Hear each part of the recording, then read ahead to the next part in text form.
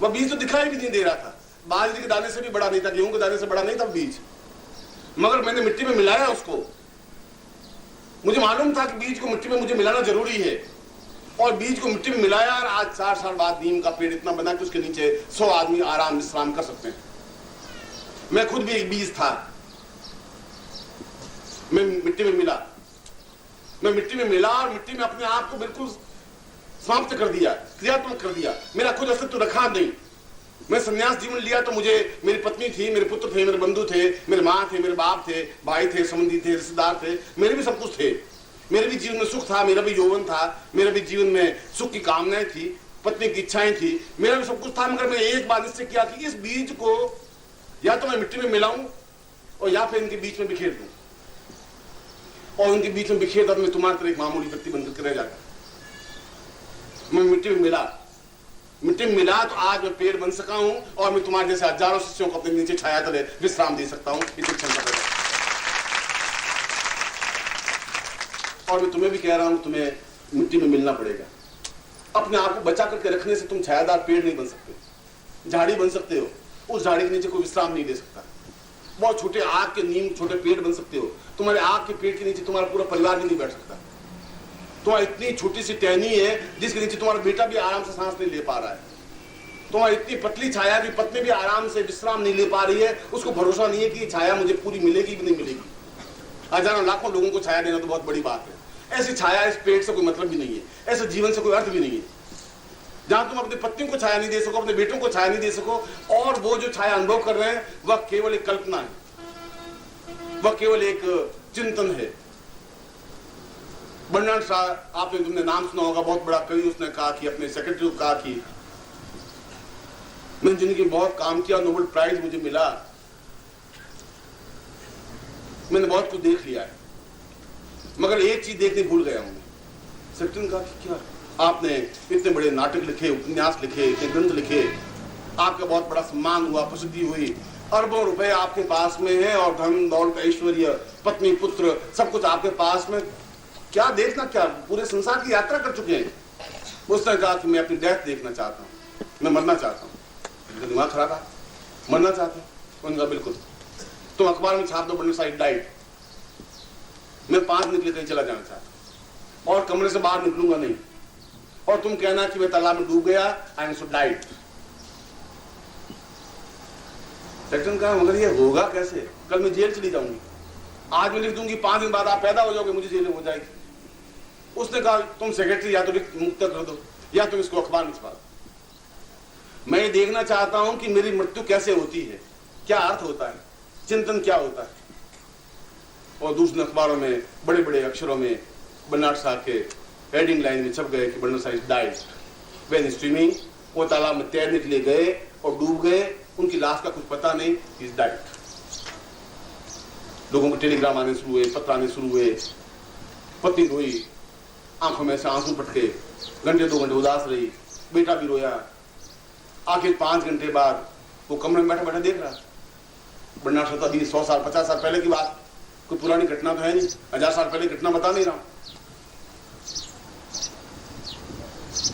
बेटे ने माँ को कहा कि तुम कब तक भूखी रहेगी, 1-2 रोटी तो खा ले।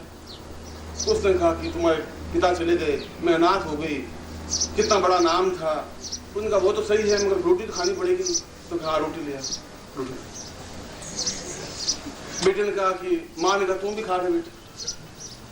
उन्होंने कहा पिताजी चले गए, पिताजी चले गए, अब मरने के पीछे तो कोई मर नहीं सकते, चले गए वो तो चले गए, वो गए वो तो जाना ही था, आज या तो 2 साल बाद जाते, मगर फिर भी तुम चिंता मत करो, बहुत धन छोड़ के गए, खाने पीने का बहुत साधन है बेटा, अपना जीवन बहुत आराम से कट जाएगा। बर्नार्ड सोच रहा था कि मेरे बारे में चिंतन नहीं है, चिंतन ये है कि रोटी आनी चाहिए खा ले, चिंतन ये है कि बहुत धन छोड़ के गए, चिंता नहीं है। और मैं तुम्हें भी कहता हूं कि एक बार मर करके देख लो, बहुत आनंद आएगा। तुम्हें मालूम पड़ जाएगा कि तुम जिसको तुम छाया समझ रहे हो, जो तुम्हारी पत्नी समझ रहे हो, तुम पुत्र समझ रहे हो, वो 4 घंटे बाद रोटी खाने लग जाएगी, 4 घंटे आंसू जरूर बहाएगी, 4 घंटे सिसकेगी जरूर, मगर 2 महीने बाद वापिस वही नाच मस्त हो जाएगी। तुम देखा तुम्हारे पिताजी की मृत्यु हुई, तुमने देखा है, तुम्हारे चाचा जी की मृत्यु हुई, तुम्हारे भाइयों की मृत्यु हुई, संबंधियों की मृत्यु हुई, तुमने उनकी पत्नियों को, उनने पतियों को देखा है। पत्नी की मृत्यु हो जाती है, साल भर बाद वापिस शादी कर लेते हैं, वापिस संतान होने के बाद वापिस जीवन चलने लग जाता है। बेकार तुम ये समझ रहे हो कि तुम्हारी छाया बहुत सुखद बहुत धुनी है, शायद इससे ज्यादा मृत प्रश्न कुछ नहीं हो सकती, इससे ज्यादा न्यून थिंकिंग कुछ नहीं हो सकती। और बर्नार्ड शॉ ने कहा कि मैंने जीवन का पहला सत्य ये पाया, और बर्नार्ड शॉ के पूरे साहित्य का वो अंतिम ग्रंथ इतना अधिक मूल्यवान है। बर्नार्ड शॉ ने कहा आज तक जो कुछ लिखा हुआ सब नदी में बहा दीजिए, टैंक्स में बहा दीजिए, यूजलेस है। इसलिए कि मैंने ये लिखा है कि मेरे बिना गुरु के मुझे जीवन में कोई रास्ता बताने वाला ही नहीं था। I am so surprise. मुझे किसी ने बताया नहीं कि मैं मरने का अर्थ क्या होता है, और मुझे किसी ने बताया नहीं कि मैं किस प्रकार से जिंदा रह सकता हूं। और अब तो समय इतना कम बच गया है कि मैं चाहूं भी तो जिंदा नहीं रह सकता। और मैं भी तुम्हारे इस समुद्र के किनारे खड़े हुए तुम्हें बार बार झकझोर के कह रहा हूं तुम्हें कूदना है। तुम अगर कूदोगे नहीं तो तुम्हें इन कंकर पत्थरों के अलावा तुम्हारे हाथ में कुछ नहीं आ सकता। तुम्हारे पास छोटे कागज के टुकड़े जरूर मिल सकते हैं, वो तुम्हारे कुछ नहीं, तुम्हारे काम नहीं आ सकते। जो व्यक्ति कमाता है वो उसका लाभ उठा ही नहीं सकता, ये संसार का नियम है। तुमने जो कुछ कमाया है उसका लाभ तुम नहीं उठा सकते। इसलिए नहीं उठा सकते कि तुमने 25,000 रुपए कमाए तो सही, पर कभी गंगोत्री के किनारे जाकर बैठ नहीं पाए, बैठ सकते ही नहीं थे। तुम गंगोत्री चले जाना चाहते हो, मगर ये पीछे दुकान कौन चलाएगा? ये दुकान में बैठेगा कौन? ये बात भी सही, दुकान पे नहीं बैठे, दुकान सब बिजनेस। एक बार ग्राहक टूटा, इस तरह ग्राहक टूट जाए और गंगोत्री नहीं खड्डे में, अपन को यहाँ बैठना जरूरी है।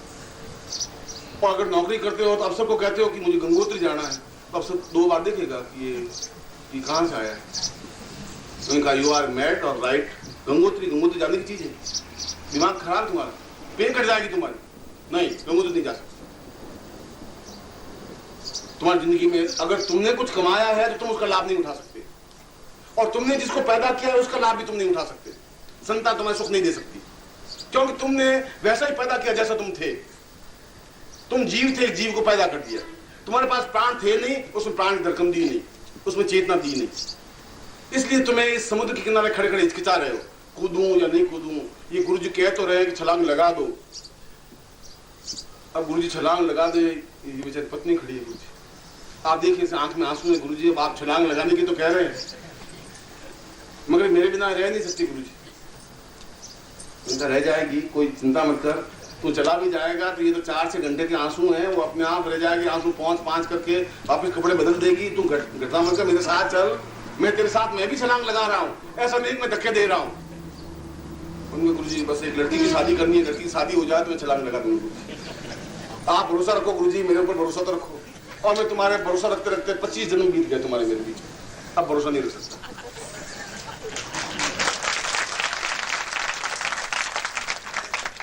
अब तुम्हारे ऊपर से मेरा विश्वास उठ गया है, क्योंकि हर बार तुमने मुझे धोखा दिया है। हर बार मैंने तुम्हें कहा, मैंने कहा तुम इस जन्म मरण के बंधन से मुक्त हो जाओ। ये बार बार माँ के गर्भ से जन्म लेना और 3-4 साल मल मूत्र में रहना, तुम्हें ये पता नहीं कि तुम मल में हो, पिशाब में हो, मूत्र में हो। तुम बिल्कुल एक वैश्य और बिल्कुल शूद्र की तरह जीवन व्यतीत करते हुए 11, 12, 15 साल के होते हो, और तुम वापस उसी चक्कर में घूम जाते हो, फिर मर जाते हो, फिर जन्म ले लेते हो। और मैं बार बार तुम्हें फिर किसी मोड़ पे मिलता हूँ, और बार बार तुम मुझे यही हाथ छुड़ा कर खड़े हो जाते हो कि गुरु जी आप मेरे पर भरोसा रखिए, मैं आपका शिष्य हूँ और आप मेरे गुरु हैं, आप मेरे देवता हैं, आप मेरे प्राण हैं, गुरु ब्रह्मा गुरु विष्णु। और फिर आंख बन के तुम्हें माता पिता तुम्हें बंधु सका तुम्हें गुरुदेव सौंप दिया है, जीवन का सब भार तुम्हारे हाथों में। तो अब यार मैं कहता हूँ तुम क्या कर रहे हो? गुरु जी एक थोड़ा सा काम हो रह गया है, 2-4 दिन।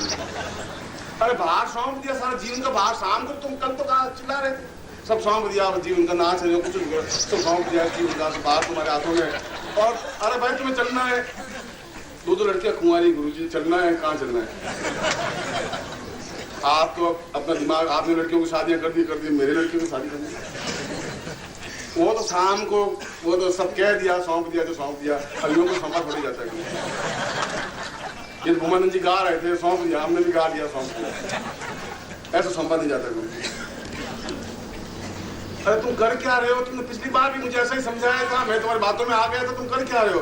गुरुजी वो तो सब सही है, मगर आप खुद ही सोच लो, मैं क्या कर सकता हूँ।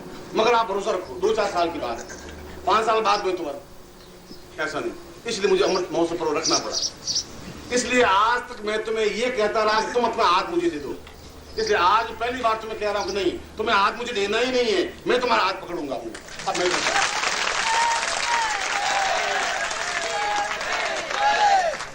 तो मैं तो अपना हाथ दूंगा, तुम कभी हाथ छुड़ा के फिर तुम पड़े किनारे कर दो और कर लेते हो।